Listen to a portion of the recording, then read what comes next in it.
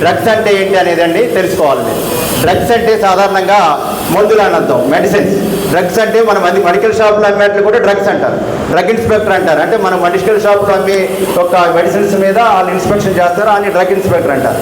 అంటే డ్రగ్స్ అనేది మామూలుగా మెడిసినల్ డ్రగ్స్ ఉంటాయి, నార్కోటిక్ డ్రగ్స్ ఉంటాయి. డ్రగ్స్ అనేది ఆ రకంగా ఉంటాయి. ఇప్పుడు ఏదైనా సరే యూజ్, మిస్యూజ్, అబ్యూజ్, ఎడిక్ట్ అనే దాని గురించి తెలుసుకోవాలి.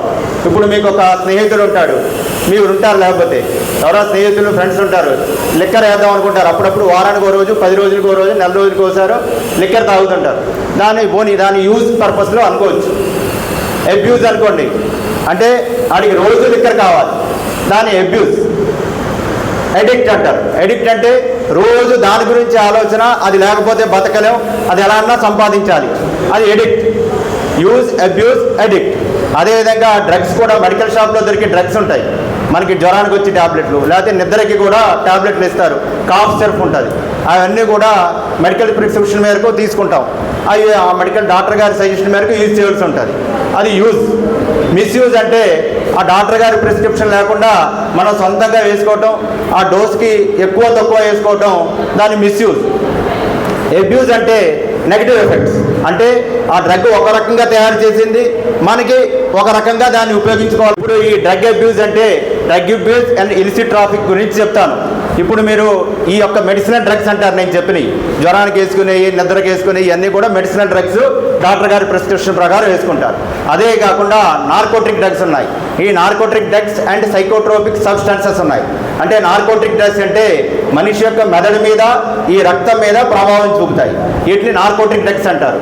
ఈ నార్కోటిక్ డ్రగ్స్లో గాంజా ఒకటి, ఓపియం ఒకటి, చరాస్ అండ్ హాషిస్, ఇవన్నీ కూడా నార్కోటిక్ డ్రగ్స్లోకి వస్తాయి.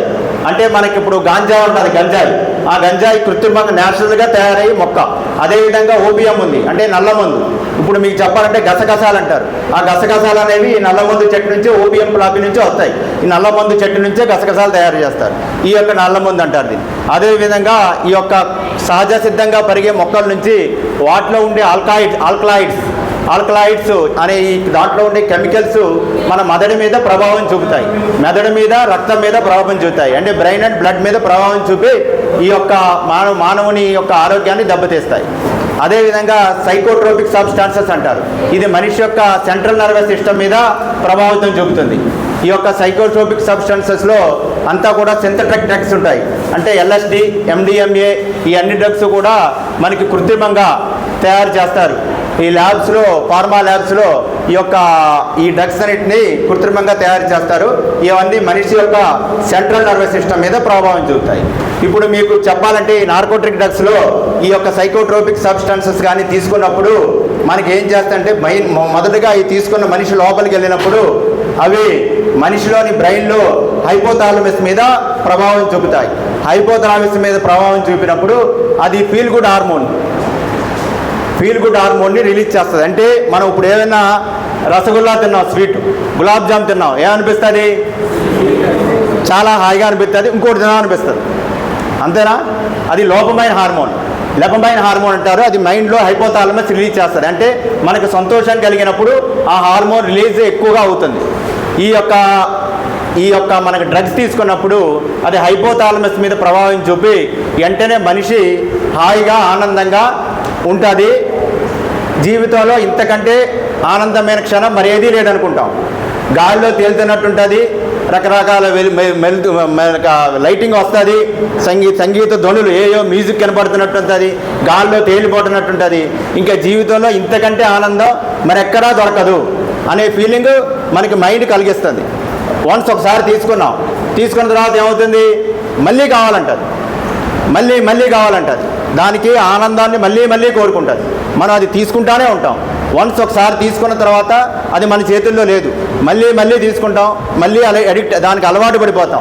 చివరికి ఎంత దాకా అలవాటు పడతామంటే మనకి అది లేకపోతే మన జీవితం లేదు. దానికోసం దొంగతనాలు చేస్తాం, ఎదురోళ్ళ మీద హింసలు కొడతాం, ఎదురెళ్ళి వాళ్ళ మీద దోపిడీలు, దొంగతనాలు చేస్తాం. ఏదైనా సరే మనం ఆ డ్రగ్స్ కొనుక్కోవడానికి డబ్బులు సంపాదించాలి అని మన ఏదో హింసని ప్రేరేపిస్తుంది. మన వ్యక్తిత్వాన్ని కోల్పోతాం. చివరికి మన మనుగడే ప్రసాదమయ్యే స్థితికి ఈ డ్రగ్స్ మనల్ని తీసుకెళ్ళిపోతుంది. కాబట్టి ఈ ఫీల్ గుడ్ హార్మోన్ అంత ప్రభావం చూపిస్తుంది. మనిషి ప్రతిరోజు ఒకటి తీసుకుంటుంటే మనిషి మైండ్ కండిషనింగ్కి అలవాటైపోద్ది.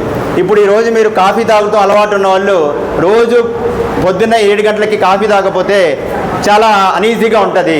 ఆ కాఫీ తాగేదాకా మనకి మైండ్ కంట్రోల్లో ఉండదు. అదేవిధంగా దాన్నే కండిషనింగ్ అంటారు. మీరు డ్రగ్స్ వాడటం మొదలు పెడితే ఆ కండిషనింగ్ అనేది మైండ్కి అలవాటు అయిపోద్ది. కాబట్టి ఆ డ్రగ్స్ని పదే పదే కోరుకుంటుంది.